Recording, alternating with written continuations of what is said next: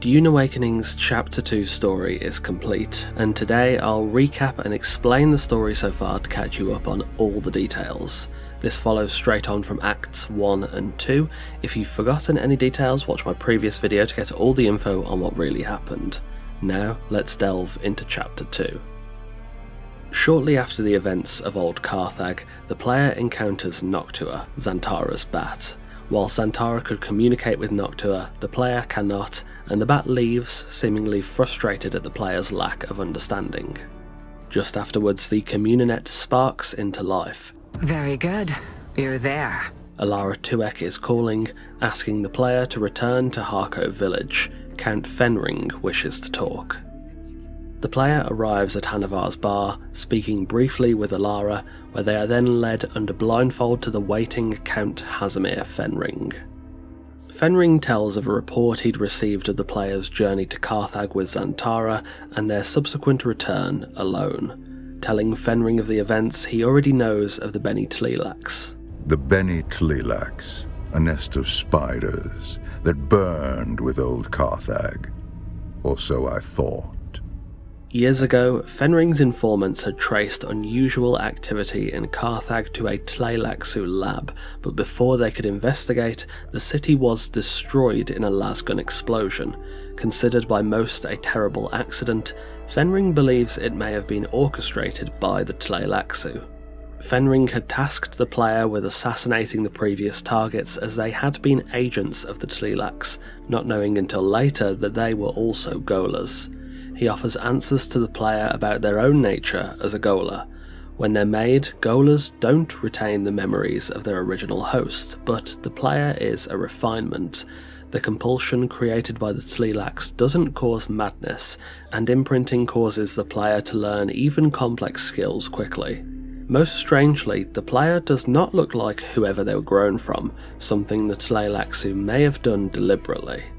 After the answers, Fenring poses his request. There have been a string of murders in Arrakeen, the victims having all worked as agents for Fenring at one point or another.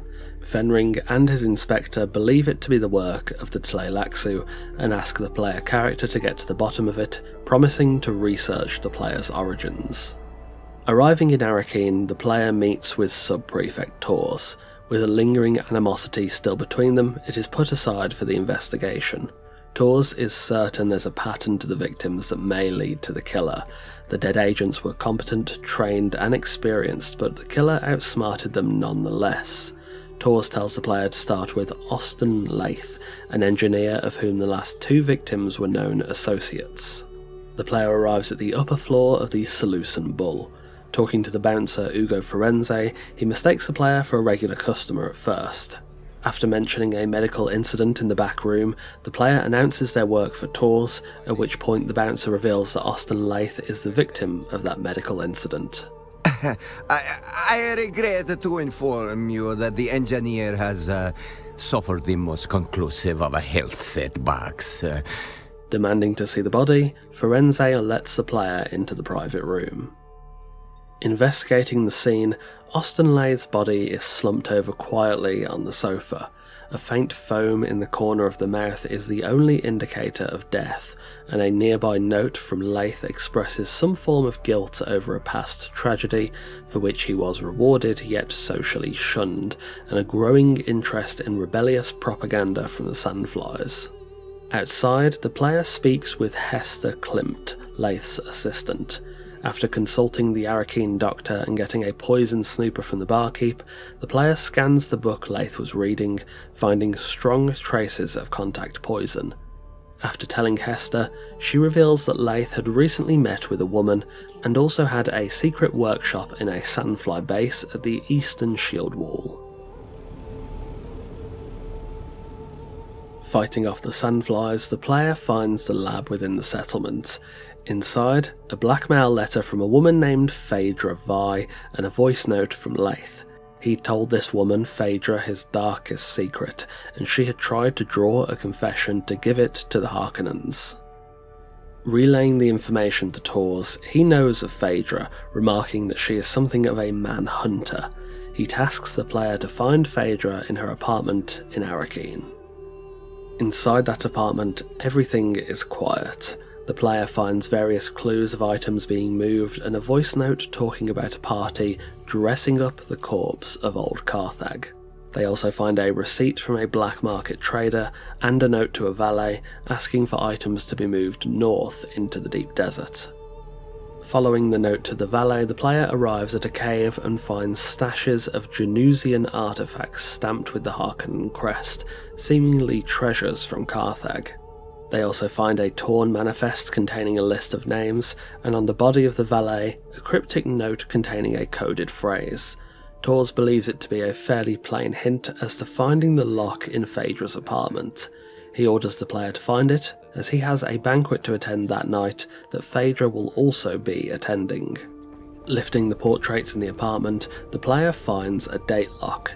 They take the date from one of Austin Lathes' diagrams of Carthag, 10194, the year the city fell. The code is correct and the bookcase to the left slides open. Inside, Phaedra Vai is dead from a rather obvious wound. No signs of poison on the body, and beside her is Austin Lathes' recorded confession. He had helped a mysterious figure to plan the destruction of Carthag. Curiously, the mask in front of Phaedra has a strange, small needle inside. The poison snooper blares at it, a deadly toxin concealed within. Following the lead from earlier, the player heads down to Tiji O'Gary, the black market trader, to interrogate her on Phaedra's death. While she wouldn't divulge what Phaedra had been trading, she did tell the player that Phaedra had been scraping together any money she could find to buy back her family heirloom, a necklace from Carthag that had ended up in the hands of a lucky scavenger. The player asks about the manifest, and Tiji tells that Phaedra had been part of a group who had taken a stash of treasure from Carthag before it fell. The last to live takes the riches. The overseer of the group, listed on the manifest and perhaps someone in real danger, was Sub-Prefect Tors. The player rushes to the banquet but is stopped by the Arrakeen sheriff. The nobles inside are all dead, save for one, whose death is being dragged out by a toxin modifier implant. With the player identifying himself as an agent of Tors, the sheriff says he's been keeping a close eye on this group, well aware of their sudden appearance after the fall of Carthag. The player convinces the sheriff to let them investigate and identify the dead. The player talks with Eulalia Hawthorne, the only noble still alive. Getting past her usual concerns of servants, she says Tors didn't show up, but how can she be sure? The player tries to remove her mask, but Eulalia reveals it's stuck. Her mask and everyone else's has small, barbed claws, and trying to remove it would take her face with it, just like the prior noble who had tried the same. Indeed, the masks were a tool for their method of death: poison. Poison in the wine, poison in the mask. One to loosen the soul, one to pierce it. A double dose for double-crossers. Eulalia is certain that Phaedra had given a vengeful toast as the nobles sipped on their poisoned wine, but Phaedra was already dead. Whoever had poisoned the wine had wore Phaedra's mask and spoke in her voice. Investigating the scene, the player matches masks to names, the poison snooper screeching at the wine glasses. Despite strange anomalies like one of the noble's fingers being in another noble's pocket, the player identifies the majority, with the sheriff naming the rest. They call Ambrose Lucifera, the wine supplier, into the room to ask what he knows of the poison. In his usual eccentricity, Ambrose provides a solid alibi, and the player and the sheriff are satisfied he's not responsible. With the final dead identified, Sub-Prefect Tors arrives, having been unexpectedly delayed. He'd been watching this group under Fenring's command, and after the player mentions the manifest, Tors thinks he has the motive. The killer had been eliminating the survivors of Carthag to shut the mouths of all who knew the truth of its destruction. Only Tors remains, certainly the final target. The pair choose to lay a trap in Tors' office. The player arrives to meet a seemingly distracted Tors, who abruptly states the killer has disappeared and the trail is cold. The player, confused, searches through the room as Tors tries to distract him, finding the corpse of Subprefect Tors. Stop! Ordering him to stop with the voice, the living Tors reveals himself as an agent of the Bene Tleilax. He recognises the player even in this flesh, before revealing himself as a face dancer. Don't follow me. I have a mission of my own, and if you get in my way, I'll put you down. We can always grow you again, after all.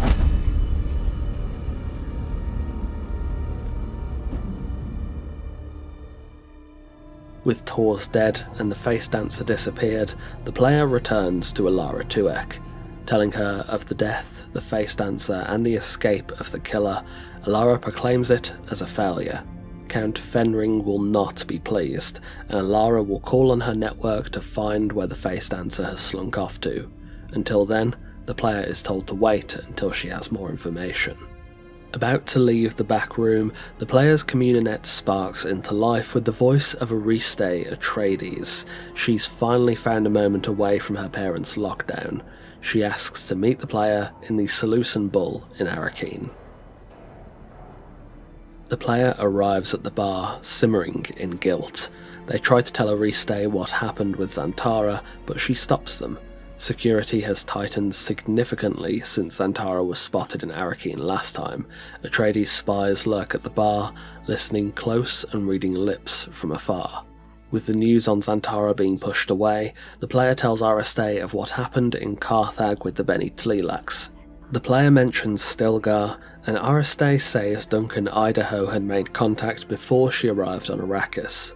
Since then, Stilgar had disappeared with his Fremen kin, presumably during the Sardaukar Purge. The player asks if the Sleeper, too, may have escaped, and that is why the Bene Tleilax have sent the player after him. Even if that is true, it helps little. We still haven't found the Fremen, and we don't know where the Sleeper went. Ariste asks how the player feels about being a Gola. She sees a similarity between the player being corrupted by the Tleilaxu imprinting and herself by her mother's training. She also mentions Fade Routher, her betrothed. She could accept his hand in marriage and end the war tomorrow. Her mother wants it, her father will tolerate it, but she can't do it. Despite thinking he's rather charming, Ariste wants the freedom to choose. She then suggests a way to potentially find some answers for the player. Beneath the Arrakeen residency lays a great archive of data, historical and genetic. She can sneak the player in, and if they evade Lady Jessica, perhaps the pair can find answers in the Bloodline archives deep below the palace. A short while later, the player presents Ariste's token of entry to the Western Barricade Palace Guard. She allows the player in, taking their clothes and weapons, disguising the player as a servant. After waiting a while, Ariste appears, dressed in red for tonight's social banquet. Count Fenring and his wife, Lady Margot, are in attendance, the perfect distraction to get into the archives.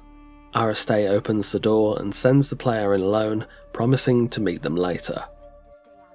As the player slinks through the shadowed corridors, over the communinet, Ariste provides some advice. In her youth, she left carvings on the tables to remind herself of the answers to her mother's tests.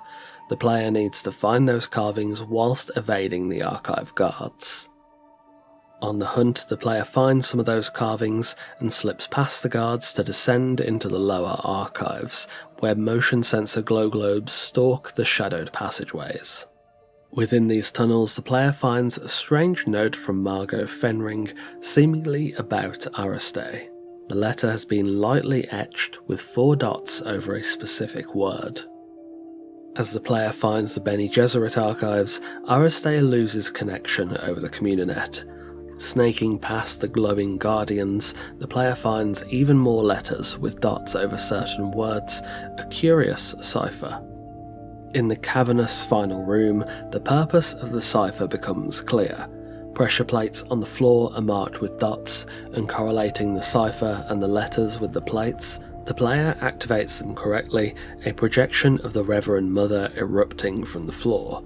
Not recognizing the player as a member of the Sisterhood, the projection runs them through a diagnostic test to determine their status. asking questions about how the Bene Gesserit seed their myths and religions amongst the Fremen. The player cross-references the words from the letters with Ariste's etchings, answering the questions correctly and revealing the door to the Missionaria Protectiva archives. Attempting to open that door, the player sets off the alarm before Ariste rushes down, disabling the alert and leading them into the archives.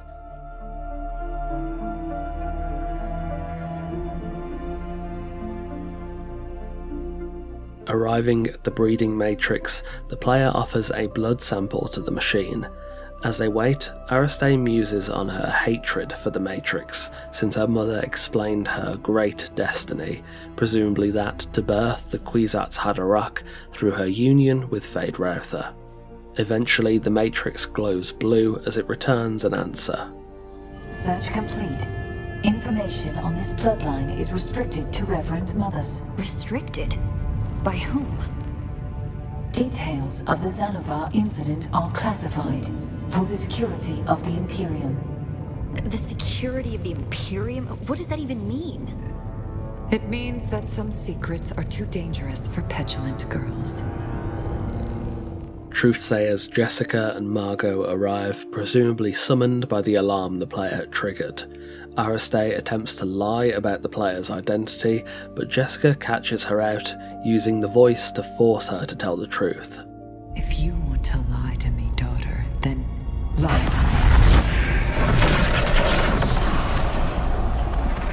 Lie? To you? Like you lied to me about the betrothal? Like you lied to Father? It seems the only thing the Sisterhood has taught you is how to lie. Lady Jessica asks Ariste to stand aside as she asks us some questions, but Margot interjects, revealing us as an agent of Count Fenring, a skilled assassin responsible for the slaying of Xantara the Lion. Ariste does not believe it until Jessica tells her to use her training. Knowing it to be true, Ariste runs away, leaving the player behind. Jessica plans to kill the player, but Margot spares their life, saying her husband Count Fenring has more uses for them. After telling the player to never contact Ariste again, Jessica knocks them out and they're removed from the palace.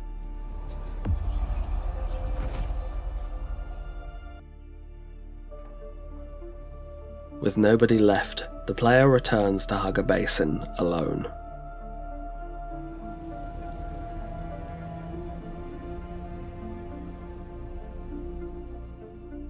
When visiting a trade post in the basin, Noctua appears again, delivering Xantara's distrans to the player. Xantara had made this message before his death, troubled by a strange premonition. He speaks of when he came to the desert, when he rejected the politics of the Imperium and instead found peace in the sands. When he saw the player in the wreckage, their cheek tattoo glowing, he was struck with Adab, the demanding memory.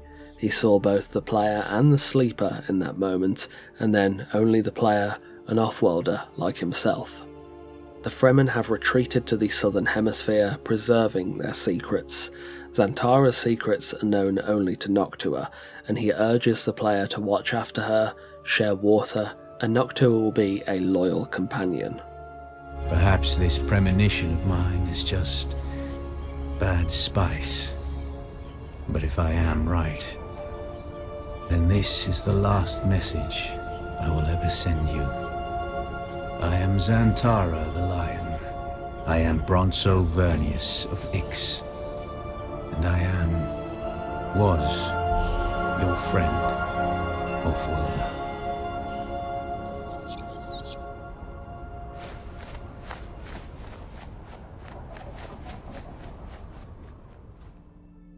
And with that, the story of Chapter 2 comes to a bitter end.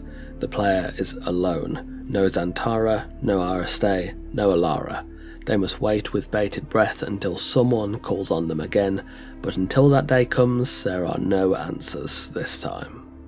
Thank you for watching. I got a lot of good feedback on my previous coverage of Acts 1 and 2. Hopefully you enjoy this one as well. Do let me know if you'd like me to do a recap for the Lost Harvest DLC also. I really enjoyed that story, so I'm more than happy to explain what happened. If you enjoy my videos and want to see them early, please do check out the Patreon through the link in the description, where you can get early videos, Discord roles, end of video credits, build blueprints and more. On that note, a massive thanks to our wonderful esteemed coffee cultists for continuing to support the channel over on Patreon. Again, thanks for watching, take care, and I'll see you soon.